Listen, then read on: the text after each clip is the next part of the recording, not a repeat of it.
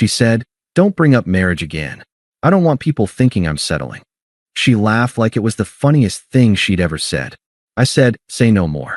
She stopped laughing when she found my dating profile the next week. Hey viewers, before we move on to the video, please make sure to subscribe to the channel and hit the like button if you want to see more stories like this. Thanks. The words didn't make sense at first. They just hung in the air between us, over the flickering candle and our half-eaten plates of pasta, like a bad punchline waiting for a setup that never came. Don't bring up marriage again. I don't want people thinking I'm settling. It was the laugh that followed that drilled them into my skull. It wasn't a gentle, nervous laugh. It was a sharp, condescending cackle that turned a few heads at the nearby tables. She laughed like it was the funniest thing she'd ever said. My name is Alex. Her name is Chloe. We were at Il Ponte, a nice Italian place she'd been wanting to try for months. I'd made the reservation a week in advance. The soft lighting glinted off her wine glass and the silver bracelet I'd bought her for her last birthday. I'd thought the mood was perfect. Romantic. I'd been working up the courage all night to suggest we finally start looking at rings. My fork, laden with fettuccine, froze halfway to my mouth. I slowly set it down. What? Chloe took a sip of her Pinot Noir, her smile still lingering as if she'd just shared a hilarious inside joke. You heard me. All that future talk. It's so final. So official. My brain scrambled to catch up. This had to be a misunderstanding. A poorly timed joke. I was just talking about our future. Our real future. Together. I kept my voice low, hoping to pull her back from whatever cliff she was dancing on. You know, building a life. A family. She let out an exasperated sigh, the kind you reserve for a child asking for the 5th time if you're there yet. Ugh, Alex. Not this again. Our life is fine. It's great. Why do we have to put a label on it? Why does everything have to be so permanent? A cold knot began to tighten in my stomach.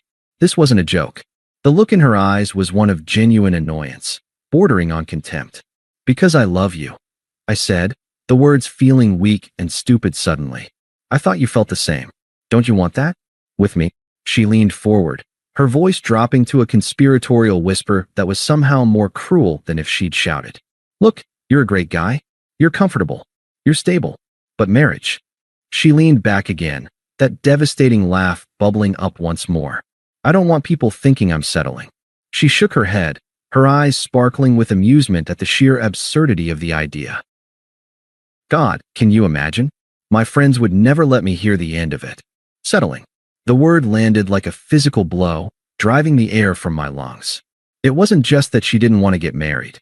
It was that the idea of being permanently tied to me was a social liability, a mark of lowered standards. I was the before picture in the story of her life, the guy you dated while you waited for something better to come along.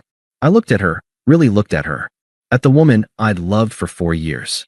The woman I'd nursed through the flu, celebrated promotions with, whose family I'd spent countless holidays with. I saw the perfect arch of her eyebrow, the way her lipstick was flawlessly applied, and the absolute, unshakable certainty in her eyes that she was right. The noise of the restaurant, the clinking glasses, the murmur of conversations, the soft jazz, faded into a dull roar. All I could hear was the echo of that laugh and the final, sickening click as everything I thought we were shattered into a million unrecognizable pieces. I didn't say a word. I didn't argue. What was there to say? Please, don't think of me as the man you settled for. The humiliation was too complete, too profound. I caught the eye of our waiter and made a subtle scribbling motion in the air. He nodded. What? Chloe said, her smile finally fading as she registered my silence. You're not going to be weird about this, are you? I just looked at her, my face a placid mask.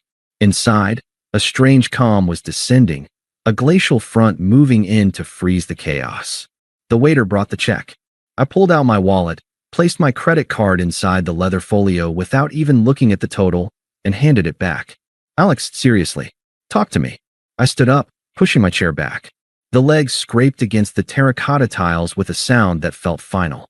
Where are you going? She asked, her voice now laced with a sliver of confusion and the first hint of alarm. I finally met her gaze. My voice was flat, devoid of all the emotion that had been swirling inside me just minutes before. It was the tone you'd use with a stranger who'd bumped into you on the street. Say no more, I said. I understand everything perfectly now.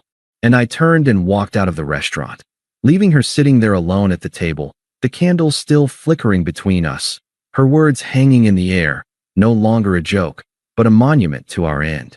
The drive home was a study in silence. The only sound was the hum of the engine and the soft whisper of the tires on asphalt. Chloe sat rigid in the passenger seat, arms crossed, staring out her window at the blur of streetlights. I could feel the anger radiating off her in waves, a sharp, prickly heat against the cold numbness that had settled inside me. Settling. The word played on a loop in my head, but the sting was gone. It had been cauterized by the sheer, blinding clarity of her statement. There was no ambiguity left to agonize over, no hidden meaning to decipher. The truth was as stark and unappealing as a surgical lamp. She finally broke the silence as I pulled into our parking spot. Are you really going to be like this? Sulking because I was honest. I turned off the engine. The sudden quiet was absolute. I looked at her, really seeing the entitlement etched into the set of her jaw. This wasn't a woman who thought she'd hurt her partner. This was a woman who was annoyed that her partner was inconveniently upset by her honesty. I'm not sulking, I said, my voice even. It was the truth. Then what do you call this? The silent treatment? Very mature, Alex. I didn't answer. I got out of the car and walked towards our apartment building. I heard her car door slam with unnecessary force behind me. Inside, the familiar space felt alien. The couch we'd picked out together, the prints we'd hung on the walls, the throw blanket her mother had knitted. It all looked like a stage set for a play that had just ended. I was just waiting for the curtain to fall. The next morning, I woke up before my alarm. I hadn't slept so much as I drifted in a state of numb suspension. Chloe was still asleep, her back to me.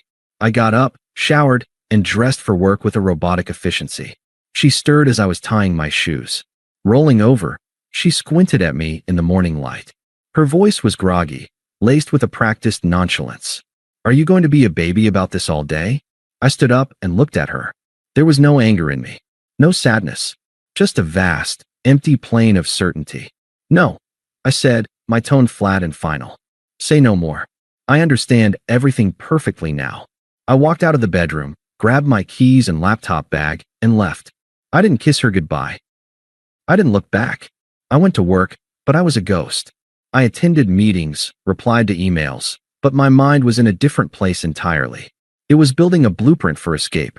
During my lunch break, I didn't eat. I called Ben, my oldest friend. Hey man, what's up? He answered, his voice cheerful. I need a favor, I said, cutting straight to the point. Can I crash on your couch for a bit? The cheer vanished from his voice. What happened? Chloe finally said the quiet part out loud. Last night, she told me she doesn't want to get married because she doesn't want people to think she's settling. I relayed the story in the same calm, factual tone I'd used all morning. There was no tremor in my voice, no plea for sympathy. I was just stating facts. There was a long, heavy silence on the other end of the line.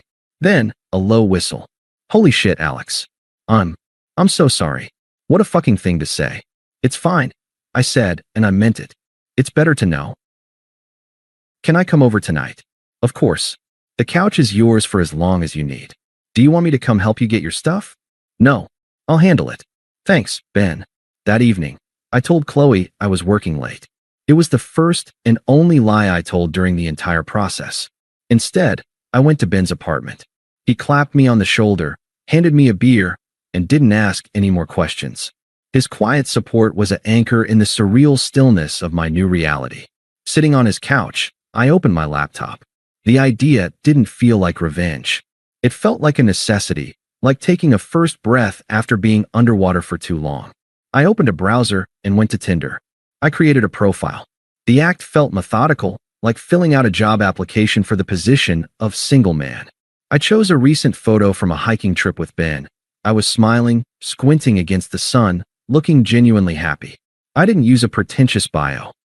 I didn't try to sell some exaggerated version of myself.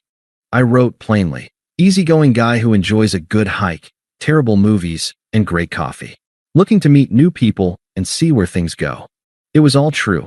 It was me, without the filter of Chloe's judgment. It was the man she thought was merely comfortable. Hitting the complete profile button felt less like an act of defiance and more like an act of reclamation. I was taking my identity back. Over the next 3 days, I became a ghost in my own home. I moved with a quiet purpose when Chloe was at work or out with her friends. I took my important documents, my laptop, my favorite books, the watch my father had given me, and about 2/3 of my clothes. I didn't take the furniture we'd bought together. I didn't take the TV or the kitchenware. Those were relics of a life I was no longer living. On the 4th day, I took the last box of my belongings. I stood for a moment in the living room, now feeling hollow and empty despite all the familiar objects still in place. I placed my key to the apartment on the kitchen counter, right next to the fruit bowl she loved. My phone buzzed in my pocket an hour later, just as I was unpacking a box at Ben's. I pulled it out. It was a notification from Tinder, a match. I felt a faint, foreign flicker of something that wasn't pain. It was possibility. Then, a second later, a text message flashed on my screen from Chloe. The tone was pure, unadulterated shock. "Chloe, what the hell is this? Is this a joke? You're on Tinder." I read the message. I saw the words, felt the fury and disbelief radiating from them. And I felt nothing. No guilt. No satisfaction. Just the quiet hum of the new life I was already building. I didn't block her. I didn't reply. I simply put my phone back in my pocket, the screen still lit with her outrage, and continued unpacking. The silence, I was learning, was the most powerful thing I had. The silence was my sanctuary. For the first 2 weeks, I lived in a bubble of blessed quiet at Ben's place. The texts from Chloe came in sporadic, furious bursts. "Chloe, day 2, I can't believe you're actually doing this. You moved out. Over one conversation? You're actually insane. Chloe, day 5, my friends are right. You're a narcissist.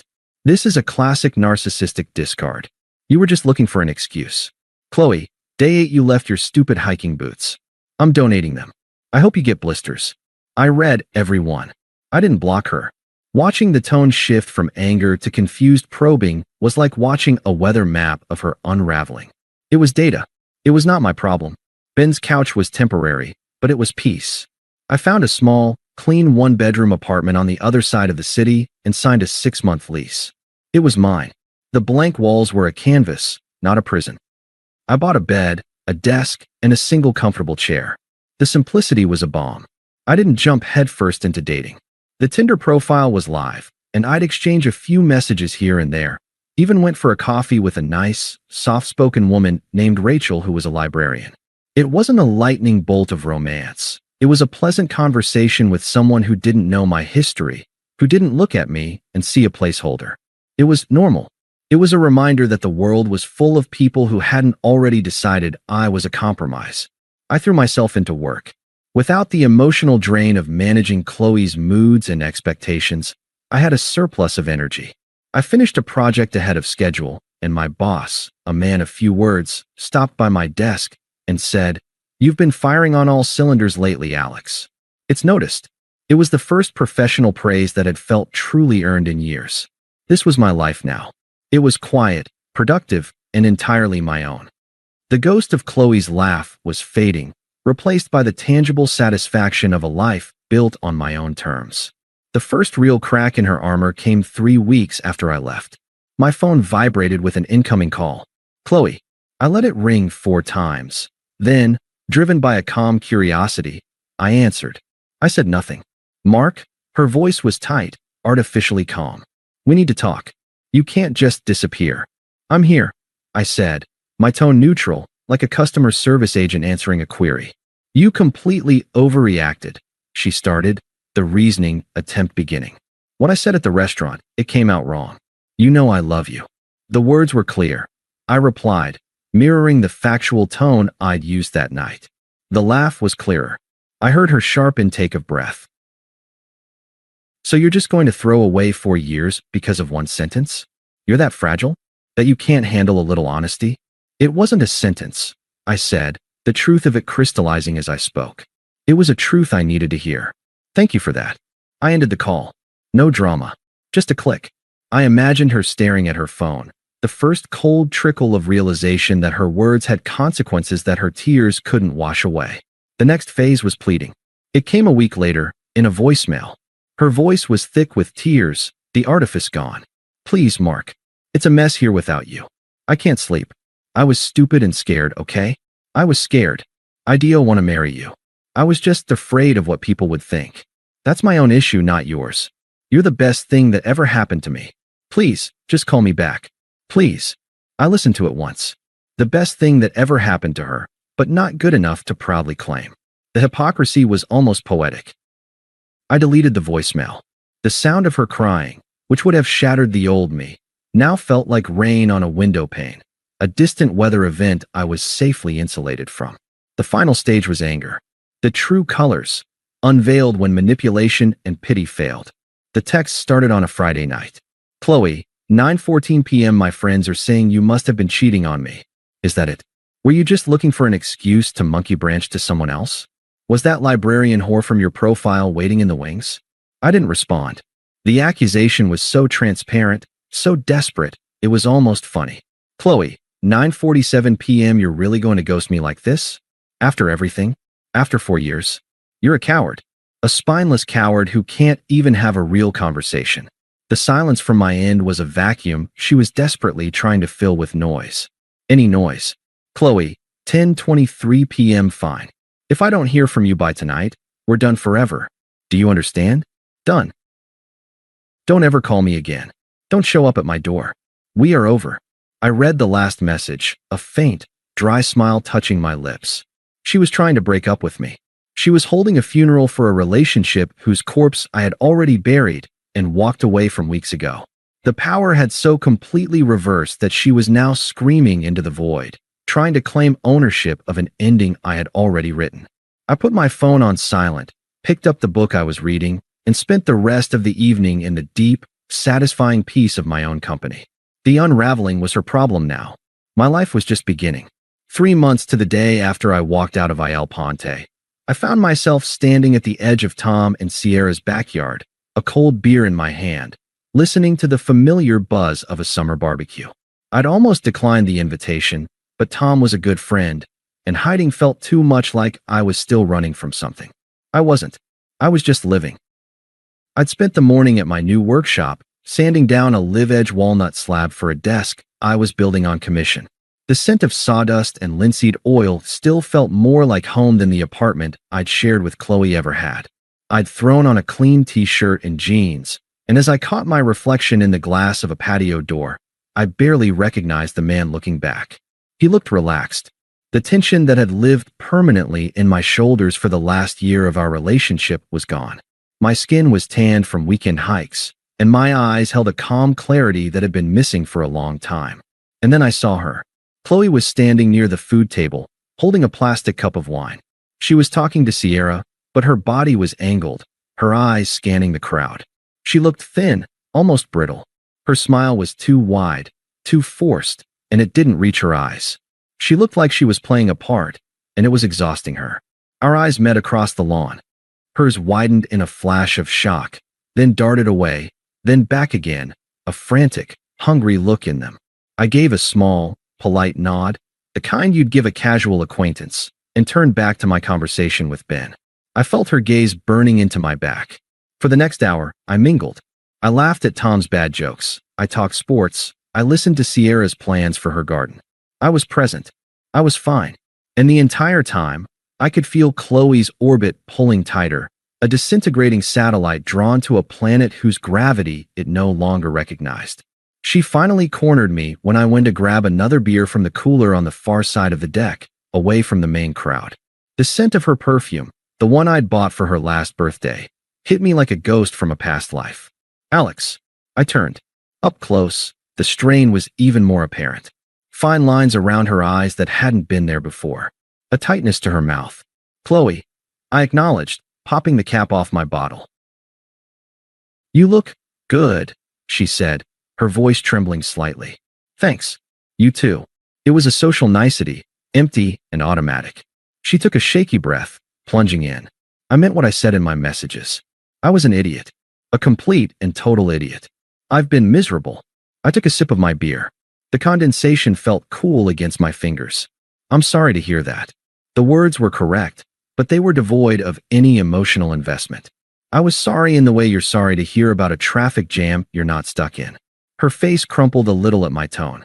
It's been a nightmare. Everything fell apart. After you left, I just... She trailed off, expecting me to pick up the thread, to ask for details, to offer the comfort she'd always taken for granted. I just waited. I do want to marry you, she blurted out, the words desperate and hollow. I was just scared. Scared of what people would think. It was my own issue, not yours. You have to believe me. You're the best thing that ever happened to me. There it was. The full circle moment. The script she'd written in her voicemail, now delivered in person. But the audience had changed.